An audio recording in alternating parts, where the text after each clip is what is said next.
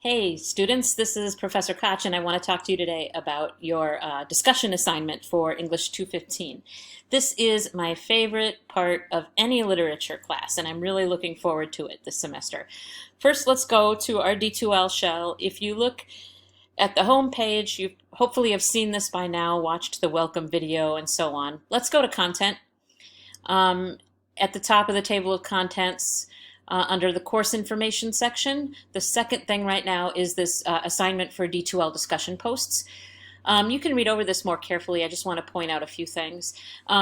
Again, this is my favorite part of any literature class, getting to talk about the literature and share what we've all noticed about it. Every time I teach a text, I learn something new from my students, so I can't wait to hear what your observations are. Remember that an important part of this class will not just be sharing your own ideas, but reading what others have to say. So plan to spend a lot of time each week in these discussions. Let's take a closer look. Each week your posts are worth 25 points. The first 15 come from your primary post where you share your ideas. Most weeks this will be due at 11:59 p.m. on Thursdays so that I can spend some time on Friday responding to you all. Okay, so give your thread a specific title and then tell us your thoughts and observations. Show us that you understand at least most of what you read. Now you can still have questions and you can still ask those questions, but basically I'm looking to see that you read the actual text and not some badly written summary somewhere online. Sometimes I'll give you specific things to post about. Sometimes in my reading guides, you might get an idea for a post. So there's really a lot of flexibility most weeks about what you post about, but try to dig into something specific like one character or one idea or scene. Really important here is not to simply summarize what you've read. Don't simply summarize. What I mean by that is if you go see a movie with a friend and your friend asks you what you thought of the movie and you just retell what happened in the movie, nobody's learning anything new from it usually, right?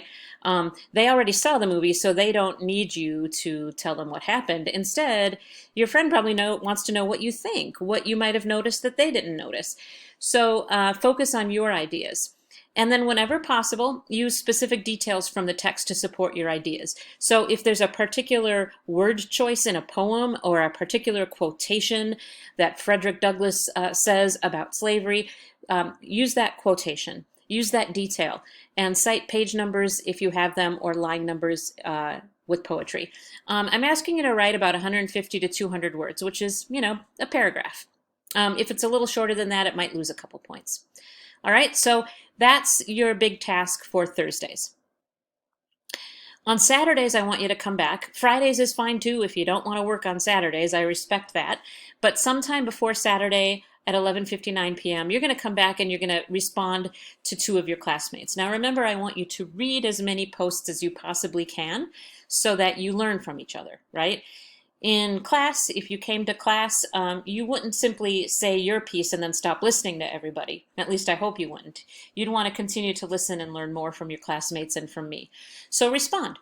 You might explain why you agree with something somebody says. You might explain how it helps you understand the literature in a new way and offer what you've learned. You might want to explain how you see something differently. Remember, it's often possible to see things completely differently in a text as long as you're using textual evidence or support, details from the text to show us what you mean. Okay, so respond in some specific way to what a classmate has said and then to what a second classmate has said. Each of those posts are worth 5 points each. So between the 15-point original post and the 2 response posts, that's 25 points. Okay, again, read all the posts. Often I will post in discussions and offer you some really important information about a text that I would be saying in a classroom if we were all together. And once in a while, I might offer bonus points in my post. So I might say, if you agree with this take, email me to tell me your thoughts or whatever it might be. Okay, so if you need a little extra incentive, there might occasionally be a couple bonus points thrown in. That's the heart of the assignment. Let's go over a couple of less important details. It's really important to the pace of the class that these posts be made on time. Everybody is relying on each other for their posts in order to complete the reply part of the assignment. So please try to meet the deadline. If you really need an extension, you can ask, but try as best you can to meet these deadlines. Remember that 2 of your lowest grades will be dropped. So if you do poorly 2 weeks, those grades can be dropped. Or if you just skip 2 weeks because it was an off week for you, that's fine too. So there's a little cushion built in. Grammar stuff. I know this is an English class, and if I were a stereotypical English professor, I would be hounding you for your grammar. But the truth is, as long as we can understand you, I'm not going to worry too much about grammar or spelling in these posts. I want you to be able to have a relaxed and informal tone in these things like you would in a class discussion. You can definitely say I. You can definitely be honest about where you're confused or what you think. So don't worry about grammar as long as you're communicating clearly, as long as we can understand you. Etiquette.